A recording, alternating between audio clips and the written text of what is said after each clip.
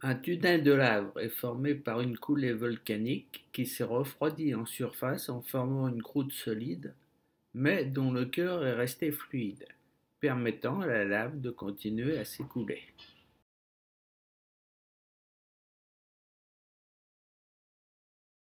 On n'a pas parlé, mais vous comprenez aisément ce qui s'est passé. En fait, c'est un plafond intermédiaire. Ok. Le niveau va diminuer et j'ai tube in tube. C'est-à-dire le tunnel dans le tunnel. Ok. Le parfait résumé en fait. J'ai fait exprès de vous faire tout le speech avant pour que vous fassiez une image mentale. Ouais, J'aurais pu venir ici et directement vous montrer la maquette. Hein. Ça c'est pareil, on aurait dit que c'est presque fait quoi. Ouais.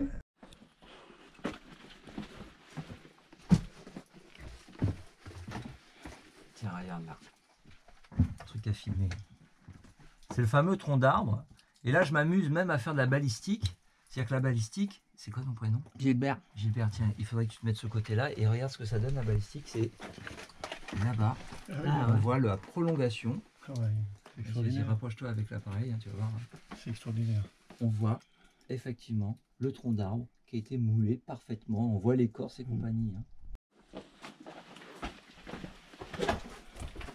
Alors là, on peut même passer là-bas la tête à travers le plafond intermédiaire, tel un suricate. Regardez, vous allez me voir apparaître. Tadam! Ok. Et regardez derrière vous, moi au-dessus de ma tête, j'ai même un troisième tunnel de lave. Hein, ça part vraiment dans tous les sens. Hein. La plupart du temps, le plafond que vous aurez, ce sera le plafond gris. Et je vais vous demander de regarder au bout de mon doigt, regardez ce qu'il y a. Un aimant, ah ouais. Vous avez constaté que ça me l'a arraché du doigt. Ouais, hein. c'est qu'il y a du fer. Hein, voilà, il y a 10 à 15% de fer à peu près. Hein.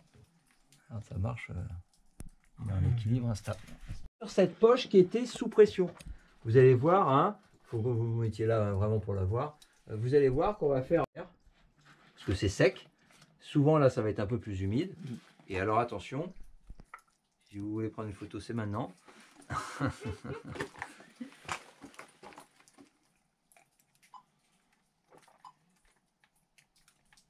D'accord.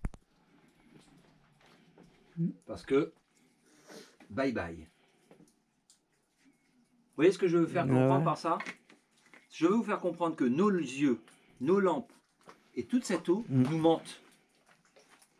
Tout autant que mon super pote qui est super photographe, encore une fois, hein, normal.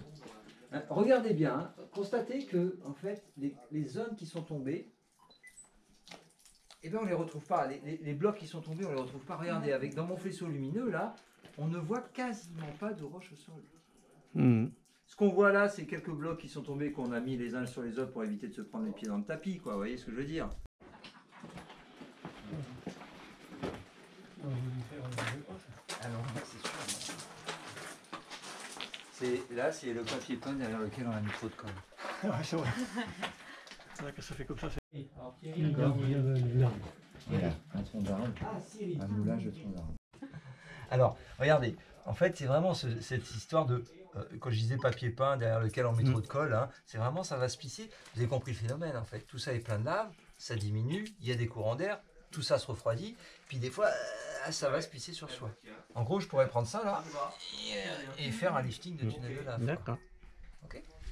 Peut-être pas le cas à l'époque, mais je crois que maintenant, c'est le cas.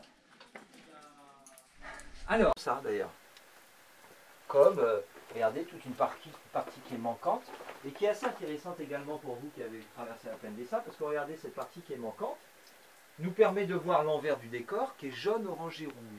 Mais l'été, vous avez vu ce qu'on a au-dessus de la tête, cette roche qui n'est pas encore tout à fait recouverte de forêt. Donc quand la chaleur, le soleil tape, l'hiver également ça chauffe, mais la nuit ça a le temps de se refroidir. Alors que l'été ça finit par passer à l'intérieur. Il faut une inertie également, il faut du temps, mais ça finit, cette chaleur de l'année, hein, voire quasiment tout le temps en fait, hein, il y a des zones où ça sera plus... Moi j'aurais dit un lion ailé, non? Ah, vous sortez de l'ordinaire. Hein. Non, les gens sont plutôt sur une gallinacée.